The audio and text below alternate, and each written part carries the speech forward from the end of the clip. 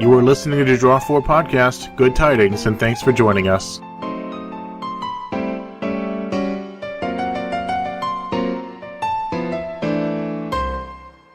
My name is Joseph Dunlap, executive producer of Draw 4 Podcast, and also co-host of 10 Minute Magic and featured writer on ManaLeak.com.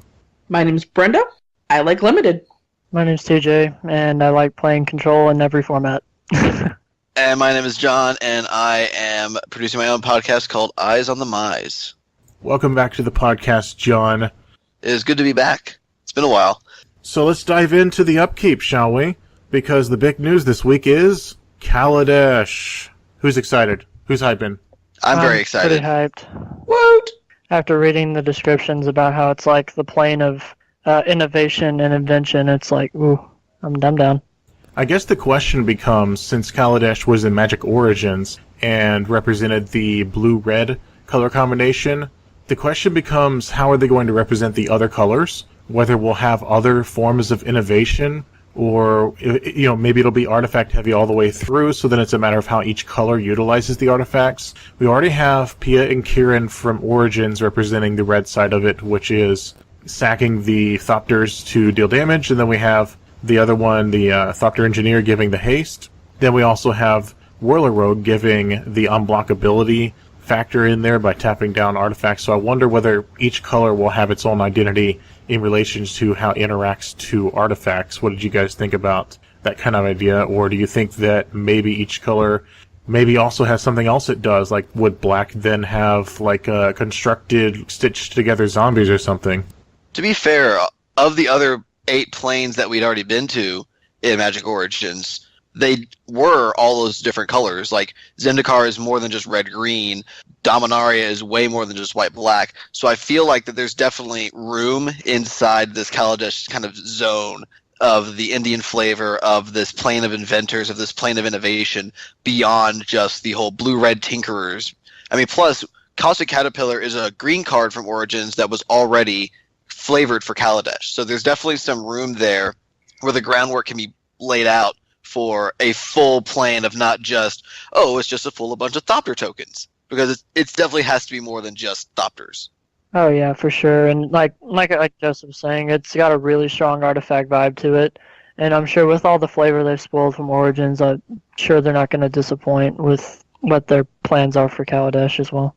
Well, and I think, with Chandra being, her home plane, we can't discount burn and just kind of the direct damage aspect other than just artifacts, too. So I'm kind of excited to see what kind of, just instant damage type things we get.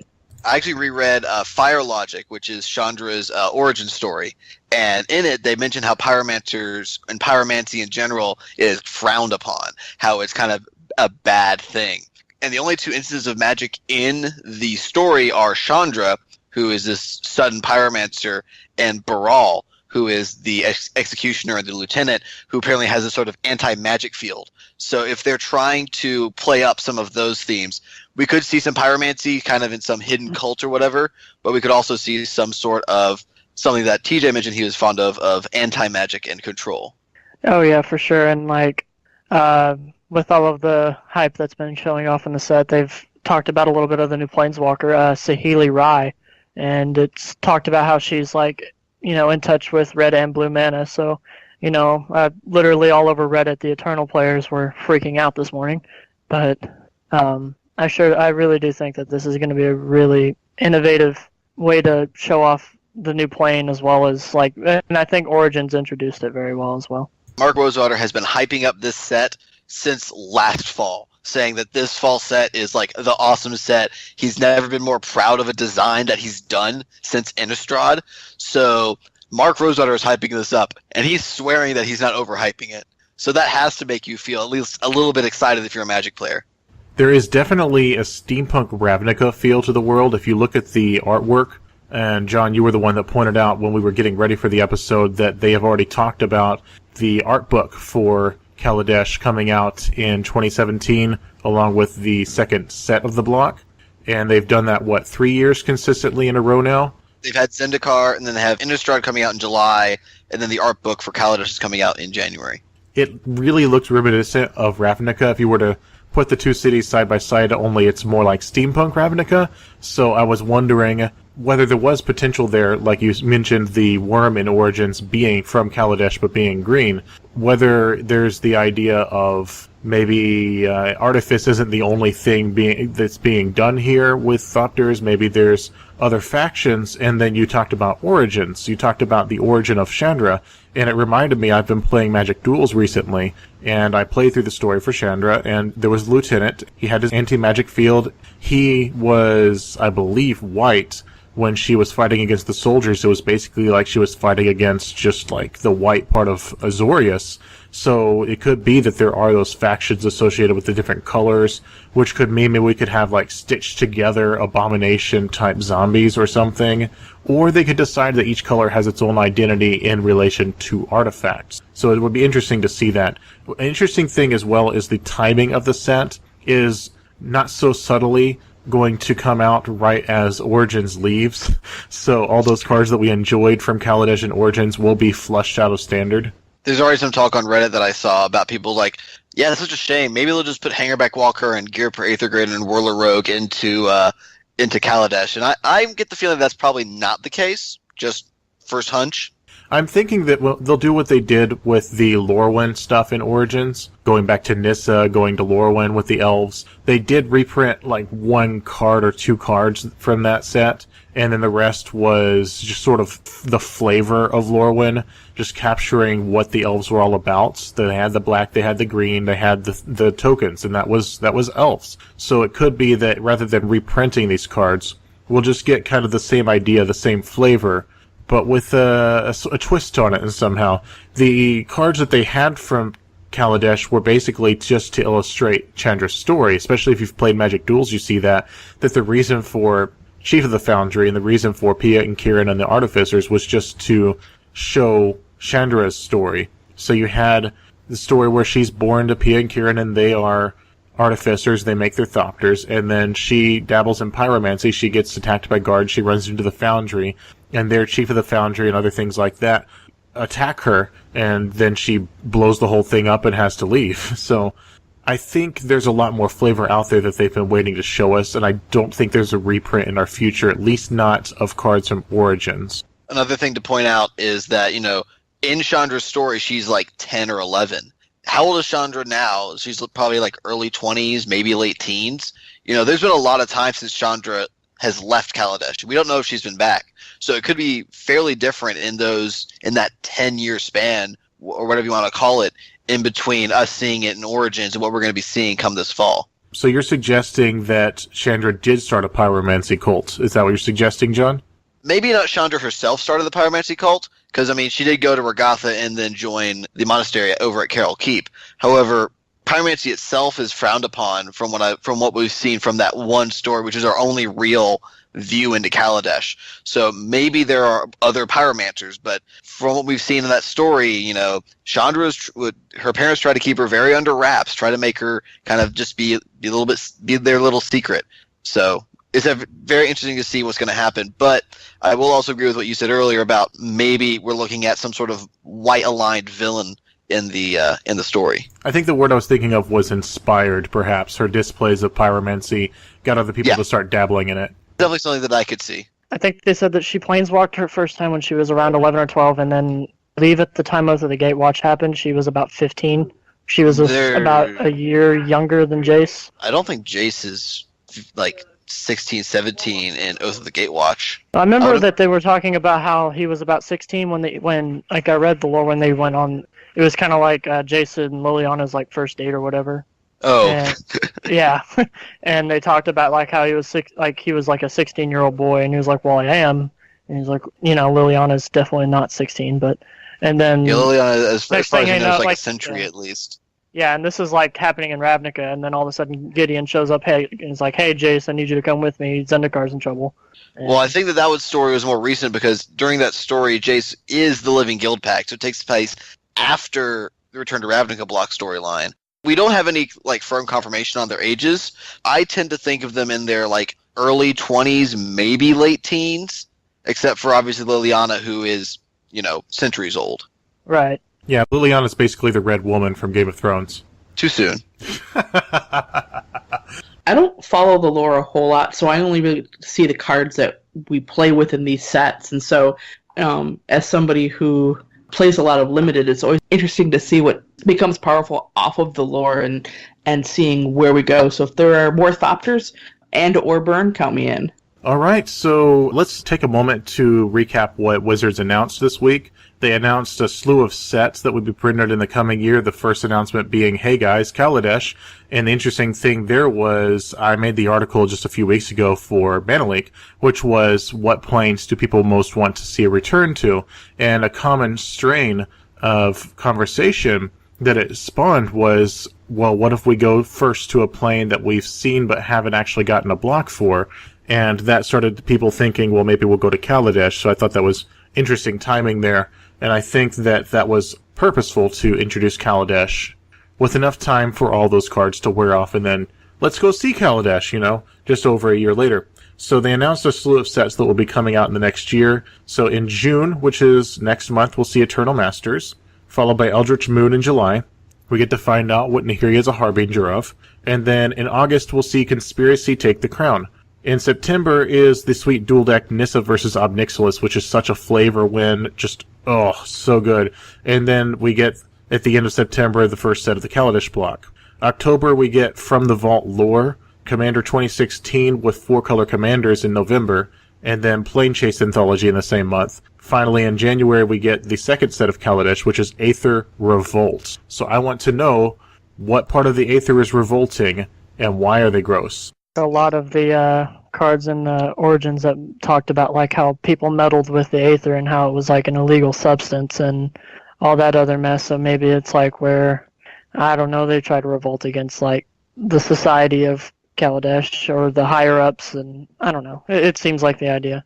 Yeah, Aether is a controlled substance in Kaladesh, or at least in Girapur, which is kind of one of the big cities they have, and it is regulated by the consuls. Chandra's mom and dad, Pia and Kieran, they were smuggling Aether to people who needed it outside of the consul's control, which is why they're dangerous. And people like Chandra, who are pyromancers, who can do magic without the help of the Aether, are dangerous. So it's going to be very interesting to see how the Aether Revolt plays out in the cards as we see the setup in Kaladesh, and then what is the conflict, what's happening, who's happening, to put it another way. This is where I cross my fingers for an Aetherling reprint that I know won't happen. That would be interesting, although Aetherling's part of Ravnica, so why don't we get Steampunk Aetherling? Sure. I just want to see contraptions. Oh, geez. All the talk I've also seen has been just riggers everywhere, referencing to Steamflogger Boss from Future Sight. I would love to just talk about Kaladesh all day, but we're going to have plenty of time to talk about it. In fact, we're going to be devoting several episodes to various aspects of speculation and news. For example, we haven't even covered the Planeswalker, but I really want to devote more time towards that we don't currently have, because we do need to move on to the article of the week. So this week's Mana Leak article of the week is Fabrizio Anteri's Battling with Bant Company, 18th at Grand Prix Toronto and 16th at Grand Prix New York. You may remember Fabrizio Anteri as being the winner of Grand Prix Barcelona, which was Shadows over Innistrad Limited. Fabrizio is back with a deck tech for Bant Company for Mana Leak now. I didn't choose the article because I'm a fellow Bant player wanting to cater to my own bias, which, TJ, you can back me up on that, but more because I greatly enjoyed the article as a peek into the mindset of attending back-to-back Grand Prix and tweaking the versatile Bant Company shell to answer each shifting metagame. I won't get into the nitty-gritty of the deck tech, although I guess after I say that I'm going to end up doing it most likely, because I've already spent some time singing the praises of Bant Company on the podcast. Sure, it's not always the optimum depth for certain metagame shifts, but it's super versatile. But I'll highlight the parts of the article that really showed the amount of work that goes into tweaking a deck list for a particular weekend. So Fabrizio started off with a pretty stock list, going into a last chance Grand Prix trial grinder in Toronto. The chief difference here was he substituted Lamholt Pacifist in place of Jace, which he felt has been underperforming after rotation, which is an interesting point. Maybe it's the meta that he's been seeing in his particular area. So he discovered after the grinder, which he 5-0'd, that green-white tokens and green-black aristocrats that LSV took to the Grand Prix were the two most popular decks. So he tweaked the list overnight to include Jace, Eldrazi Displacer, and Eldrazi Skyspawner. real interesting choice. I think his main thought was that Sky Spawner can clog up the sky, and the Scion gives him a way to immediately use Displacer. And well, the big thing about Sky Spawner is that he's pretty much the way you win mirror matches. Just flying in general wins the mirror match, and with Bant Company being the most prominent deck in Standard, it was probably a really good meta call. So then he arrived the next week, I think it was the next week, in New York for the next Grand Prix, and the list he played on that Friday was a combination of those two lists. So he had Jace and Pacifist in the deck, and he cut Recruiter, which I thought was interesting, because a lot of us have had a good time with Recruiter, but again, probably the style he's trying to go for, it's a bit slow, whereas Pacifist is a body that's a little bit larger and can block. He still had Displacer and Sky Spawner, and then found room for 2 main deck Declaration and Stone because of the 2-drop Void left by Recruiter. And then once again, the meta changed. So after he played in a side event on Friday, he discovered that 3 different control decks had sprung up, and Aristocrats had completely morphed. Now LSV was abusing Cryptolith Rights in a 4-color deck where, just like Fabrizio's been doing, he's been blinking with Displacer on not just Reflector Mage, but also Dragon Lord Atarka, which is just bonkers. So to adjust for this, Fabrizio returned, for the most part, to the streamlined stock version of Bant with some changes. So he went back to a playset of Tireless Tracker, replaced the 2 Eldrazi that had been so sweet, nice little tech there, with Bounding Crassus just because of the element of surprise, I'm assuming. And then he threw in 3 counterspells. Now, a lot of Bant lists do run the Singleton Ojutai's command, but in this case he also threw in 2 Clash of Wills. What was brilliant about that was the unpredictability factor, because way too often, the often overlooked Clash of Wills blows out control players who tap out for their big finisher, say a Dragon Lord, a Planeswalker, even a huge Secure the Waste, and then, boom, they just lost their way to win. Overall, I found this very helpful, not just as a deck tech in general, but also a short guide on how to adjust your thinking when confronted with a shifting metagame. So it would also be useful for Eternal players when things start to shift. If you're really good with a deck, he says, basically, instead of completely abandoning it, see if there's 1 or 2 cards you can change to make the deck a little bit more effective. TJ, we encountered a situation like this, and we've talked about it at length on the podcast, when both of us brought Red-Green Ramp to Grand Prix Houston, and we found that it was just not favorable. You moved over to Dragons, non-Dragon Lord Kolaghan, the Storm's Fury. Yeah, you brought in the non-Dragon Lord Kolaghan with the Thopters and the Dragons and did quite well, whereas Correct. I really didn't have room to make any changes, so I just ended up not doing well. Had I gotten any word that the meta was going to be so aggro-heavy, for example, I would have thrown in Chandra's alongside Ugin, because often the reason I lost was simply a die roll at the beginning of a match against aggro. Like I said, I played literally 4 Tarka red decks in a row. Like 2 of them were the tokens thing with Hordling Outburst and Nissa Voices Zendikar, and then the other ones were just like the straight Become Immense Teamer Battle Rage combo thing, and it was just kind of like, well, why am I playing? I can't imagine if I had to play all those aggro decks with a ramp deck. It would have been awful. It was pretty awful. I lost the die roll against Temur Prowess, which finishes you off with a Tarkus command. And it was really a matter of, man, if I had Chandra in my hand instead of Ugin, I could drop her a turn sooner and not die. You know, because you take, 15 damage on the final turn against Prowess often? Yeah, usually. Yeah. So we saw this kind of tweaking of decks that already exist when, I think I just spit on my microphone, when the Eldrazi reigned supreme in Modern, as some Tier 2 and Tier 1.5 decks like 8-Rack made a few slight alterations, and all of a sudden they were Tier 1 because of their effectiveness against the creature-based Eldrazi. So I'll give you guys a little bit of time to comment on all of this. What did you guys think of that article? Well, it's interesting for me to read because I actually did both the Grand Prix as well, playing the same deck. I played green-white tokens. I unfortunately also shifted my deck, and it didn't work out for me. So I saw the same thing in Toronto where it was green-white, and I actually hit 4 in a row of the green-black sacrifice deck. And my version of tokens I beat it once out of the 4. It was brutal. So I changed for New York, shifting my deck, including Surok to be a little bit more aggressive to punch through, and I included a card that hasn't seen any standard play and probably for a bit of a reason, but is actually decent in the mirror match as well, which is the Avatar of the Resolute. Unfortunately, then, in New York, I didn't see either of those decks. I hit the control decks, I saw the 4-color Rights deck, which my deck was now weaker against. So part of my problem is I didn't play anything. The only time I played Standard was when I entered in the GP. So I think part of what you can learn from the article is also paying attention, playing the day before, seeing what people are bringing to the tournament, and kind of really learning from that and how to look at paper and make some adjustments. I haven't played Standard at that kind of a level in a long time, like even beyond F&M or anything close to resembling competitive REL. But this is the big thing that I found with Standard as a format in general, because it all comes in waves. It's all about, this week, X deck is good. Next week, Y deck, which beats deck X, is good.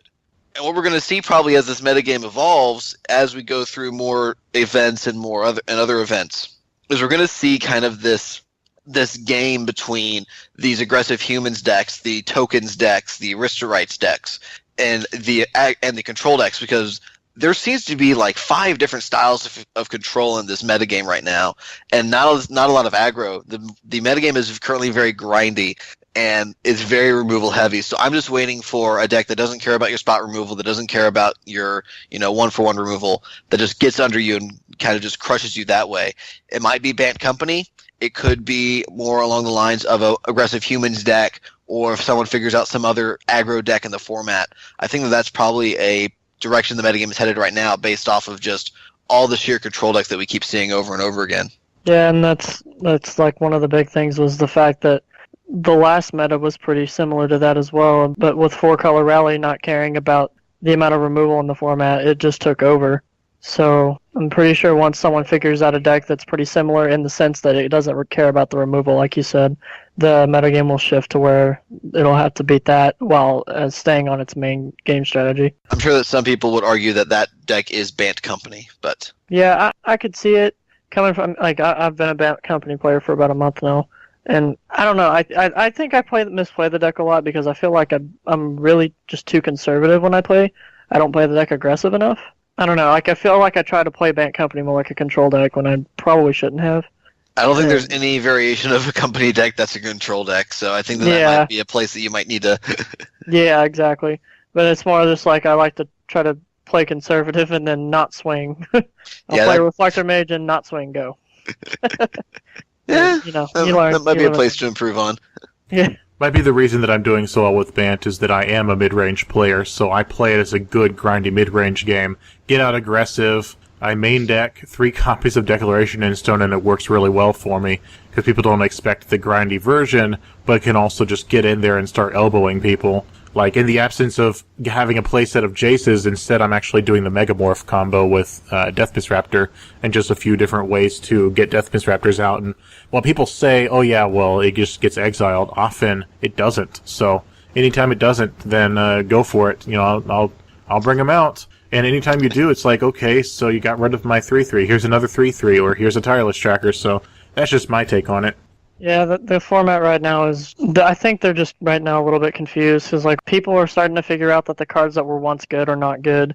The cards that are really good turned out to be amazing. Like last weekend, I don't know if anybody watched the Modern Open, but Nahiri was pretty much everywhere. Nahiri is absurd right now. Zach Elson, who was on Draw4 podcast a few months ago, was on Twitter saying, get your copies of Nahiri, which Ian actually got, John, but I myself tried to, and I just at the time didn't have the money, and then all of a sudden, spike! So... Yeah, I bought all mine for, I think, 11 apiece, now they're 36. I put it on my want list, and that's all I could do, because I didn't have the money at the time. So yeah, luckily I got my wants filled out for only like 2,300 points, as opposed to the 35 she's likely to be now. And it's funny, because I think when we were talking spoilers for this Innistrad set, Joseph, I think I touched on the idea that it could have some kind of combo with Emrakul, and that's literally all she did all weekend was find Emrakul. Well, before we get on our tinfoil hats. Yeah, and what was great about it was, I can't remember how exactly they did it, but once they would use her ultimate to tutor for Emrakul, swing for 15, and when it came back to their hand, they would loot it away with Nahiri. Yeah. And it was just like, well, that was pretty cool, because then it just goes back in the deck and becomes a tutor target again. The miracle of Shuffle and Eldrazi. Yep. Every day I'm shuffling.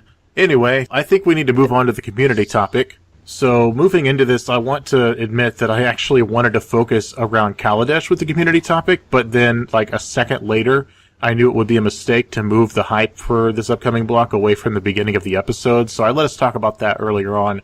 And so actually, I wanted to talk about card reprints. In the coming year, we're going to get, as I mentioned, Eternal Masters, Conspiracy, a dual deck with Nissa vs. Obnixilis, From the Vault lore, Commander 2016, and Plane Chase Anthology. That is 6 printings, with the potential to reprint Magic staples in the time it takes to print 3 actual Magic expansions. So recently on 10 Minute Magic, we talked about Mark Rosewater's response on the Blogatog to a question regarding card reprints. The question presented was basically, why isn't the availability of Eternal staples more of a concern? To which Morrow responded, it's easy to point out a problem and suggest a solution without knowing the repercussions of that solution. Basically saying, you don't know what we have to deal with, we're doing our best. And this is a topic that Magic Mike's also talked about recently, to which Ruben Bressler, recent guest on Draw 4, pointed out that even though Tarmogoyf has been reprinted in both Modern Masters sets, its price has remained unchanged. Obviously, Wizards is stepping things up a bit with all these new printings. Eternal Masters is a huge step forward. Hopefully the same thing can happen with Nissa vs. Obnixilis. Maybe there'll be a few staple reprints. From the Vault and Commander 2016 show promise as well, but the question here is there more that can be done? 2 weeks ago for our 10th episode, Ian and I, my co-host, discussed this exact thing. And one of my big things is that whenever I hear people complain about the pace of reprints or the lack of reprints or the fact that X card didn't get printed in Y set, even though it makes perfect sense that the fact that Wizards didn't do it means that they don't care about us. The way that I hear, whenever I hear that, is I just hear people who want to say, hey, I just want a box set of Modern. I want Modern the Gathering. Just give me a box set with a playset of the top 100 cards, and I'll be happy. But the thing is that that's not a Magic product. Magic is a trading card game, and they need to put out product in that same fashion. Now, the dual decks and the Commander products and the From the Vaults, those aren't the booster releases that Magic is so good at producing. But there is still things that they have to worry about beyond kind of the bottom line of Wizards of the Coast, because they have to keep the local game stores happy. They have to keep the collectors happy, even though that pains a lot of people to hear. There are Magic collectors. I don't know any personally, but I know that there are people who exist out there who just collect the Magic cards, and if they have a say, hey, in this Commander product, we're going to print Tarmogoyf, well, people are going to be upset for one reason or another. I will agree with you. It is a trading card game. There needs to be a collectability factor in there, which means it needs to be hard to get the good cards to some degree, but I also feel like the game part of that is important, and I feel like bottom line Wizards should care most about how things are for the players and not just be worried about how the collectors feel. Because ultimately, if people just stop playing because of availability of cards, and let's face it, those older cards will not last forever. There's actually a thread on Reddit right now about how long will those older cards last, how many shuffles does a card have in its shelf life, essentially, what if you double sleeve it, and so forth, to which people were joking, well, what if the sun engulfs the earth? And someone was like, well, then a double sleeve card and a top loader might survive. But the question becomes, how long will all those older cards that are legacy staples last? At what point do we really need a solution for being able to play those cards? Or do the older formats just end up being formats that you collect cards from? Does it cease to be a game and just become a collection of cards that you buy and hope that you can sell later for more and just more of a stock market? Well, if you look at that respect, Standard is the format that Wizards markets the most. It's the majority of GPs, it's the majority of FNMs, it's the majority of PPTQs, it's all the Pro Tours now. So if you're looking at it from the point of view of competitive play, Standard is the format that you need to be able to play.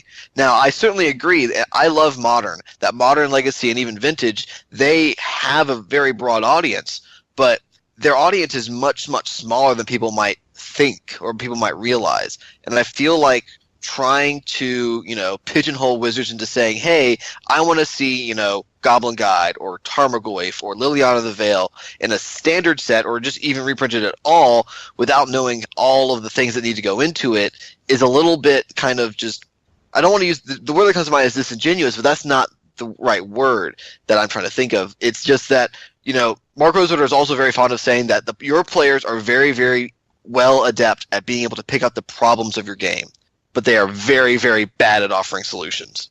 And I think that any solution that we come up with is going to be somehow bad in some respect that we aren't aware of, because there's 100 gears weren't turning out in Renton. that we have no idea of what's going on. And that's certainly the point that Mark Rosewater makes, but it is a fact that many of us have been saying, especially content creators on podcasts and so forth, that regardless of the solution, there needs to be one at some point, because you reprint Tarmogoyf 2 times and the price doesn't change. Something is wrong. Well, what people don't understand is that a reprint isn't necessarily to make a card cheaper. I think this is the thing people forget, is that Wizards does this to ask people the question, do we want to open up this format to more players? And when they said that they were honestly trying to kill Legacy off, then, people got mad about it. They were really upset, and that's why Eternal Masters ended up being a thing, is because, like he was saying just a minute ago, cards have a certain shelf life, and with all the older cards kind of, becoming more damaged, not collectible as the card game is, they need to reprint more product to where the format stays alive and it keeps that click of the game a lot happier. So for the most part, it's not necessarily how much the reprints are going to drop the price, it's how open do they want to keep a certain format. And that's why they made Modern Masters a big thing, because they do want to see, at the time, they wanted to see more modern, Pro Tours, modern tournaments. And Modern was a very popular format, so they opened it up to the public more, and they reprinted those cards. Yes, it does make them cheaper, but that's not their number one reason for doing it. It's to open up to the format to where they get more revenue and income based on that other format, but they want to keep the same idea that Standard is their number one priority.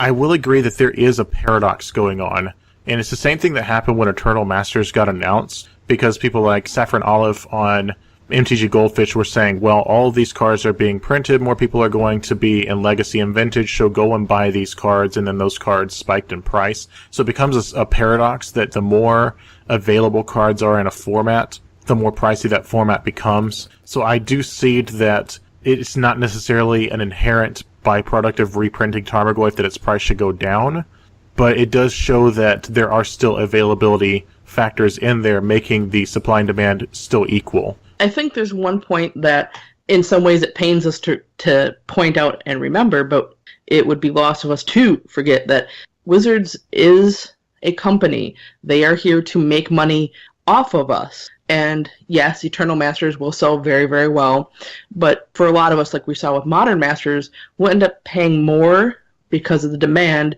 not to Wizards, but to the local game stores. And not only that, we here talking and people listening are very active in the community. We're aware of what's going on. We're aware of the different formats. But if you walk through a Target or a Walmart, you'll see Magic cards available for anybody to buy, and you'll never see Modern Masters. You won't see these more eternal format focused things because they're marketing to the mass market. Same way if you go to big gaming conventions like Gen Con, they push their standard format. That's why the Pro Tours have gone standard. They want to show off the cards, get people interested in what they can buy from Wizards. So the fact that Tarmogoyf is still $170 or whatever it is right now, Wizards isn't making any money off of that. They make money off of us buying packs. So the solution that they would come up with has to be somehow reprinting it and putting in packs for us to sell. But then again, that's not where the most of the money is coming from. Most of the money is coming from these standard booster boxes, these main events that you can buy anywhere that's more common. And we are, the more of a niche market, even within this niche market of the game. All right, great discussion. I enjoy talking about these kinds of things with people, even if we don't always agree. We do agree that there are issues that need to be solved, even if we don't even agree what the issue is. So we move on to the community question, which we'll all get a chance to answer. And then if you are listening to this on iTunes, go check us out on manalink.com. And if you are on manalink.com, then well done. I applaud you. The community question is, how important is it that valuable Magic the Gathering cards are reprinted? Is Wizards of the Coast doing enough to increase availability of these cards? Now, as per the discussion we just had between the four of us, we may even disagree on whether it's the price or the availability that's the issue, or whether they're intrinsically linked in some way. But our answer will then vary, and that's what makes the community so diverse. So, John, I'll let you go ahead and answer first. Well, I think it is actually very important that Magic the Gathering cards are reprinted maybe if not the lower cost, to increase the availability of the cards.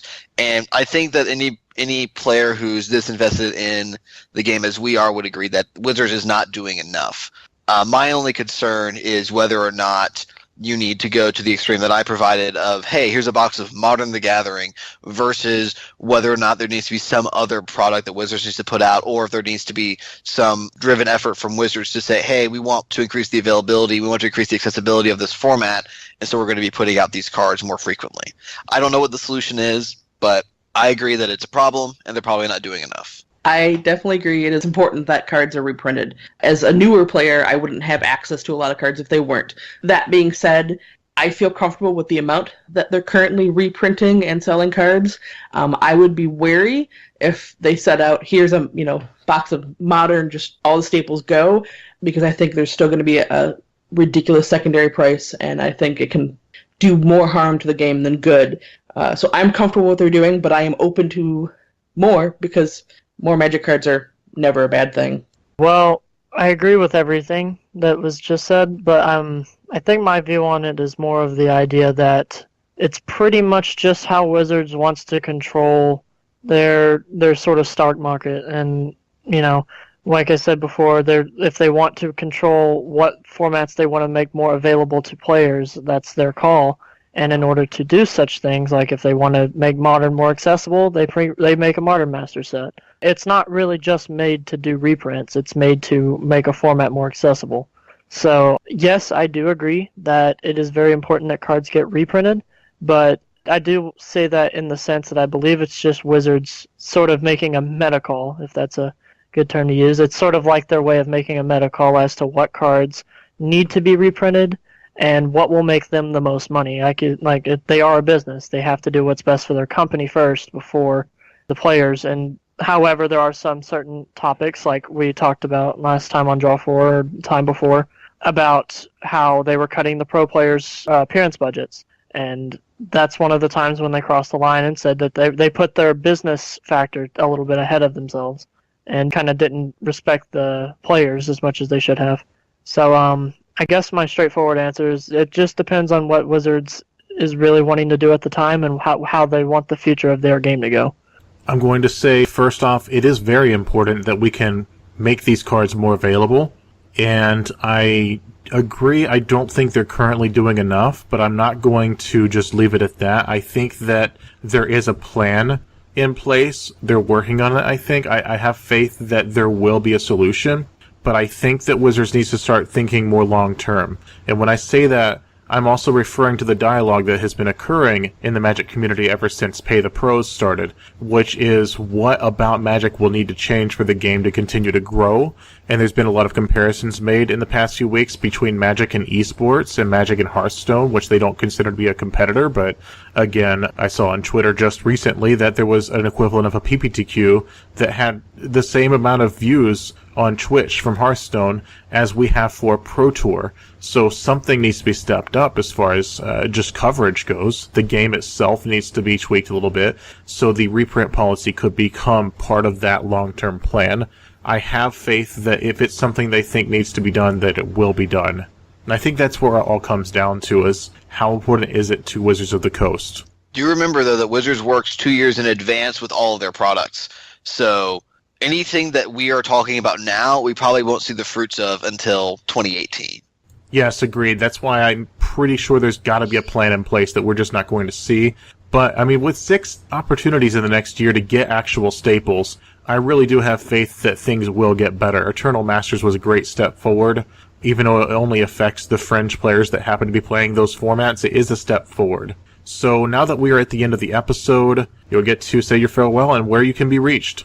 All right, well, I was John. You can find me on Twitter at JWiley129. You can also reach the podcast that I help produce, Eyes on the Mise, on Twitter at Eyes on the Mise, exactly as it sounds. I'm always open for open discussion. You can find me on Facebook at TJLove, or you can email me at tj.love2@gmail.com. If you have any questions, feel free to message me anytime. I'm always up for discussion. I'm Brenda. Thanks for joining us. You can find me online at Brenda is Bored on Twitter, Twitch, and Facebook. I just gotta say, I love your username, Brenda. Thanks. I actually get a lot of really random compliments, like at stores. They ask for your email address and that kind of stuff. Like, Brenda's bored, and they always giggle. So I'll take that as a good thing. It's hard to forget. That's pretty important. Finally, I am Joseph Dunlap, executive producer of this little shindig, and you can find me on Twitter as @Joseph_Dunlap. Also easy to remember. And if you're having trouble finding me, just find @Draw4Podcast and be like, hey, where's Joseph? Or you can also subscribe to us on Twitter. Go find us on iTunes as well. You can go to our Manaleak page, which is manaleak.com/mtguk/author/draw-4-podcast. This has been Draw4 Podcast. Until next time, we wish you good fortune and may you draw well.